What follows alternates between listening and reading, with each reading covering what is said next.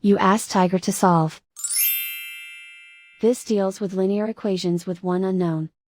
The final result is x equals 40.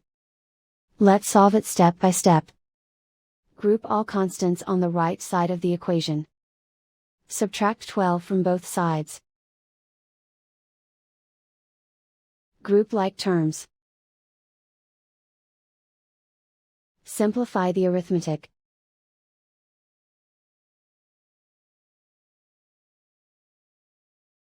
Isolate the x.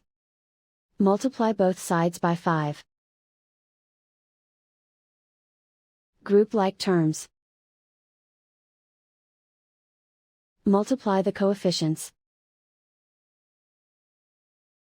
Simplify the fraction. Simplify the arithmetic. And so the final result is x equals 40.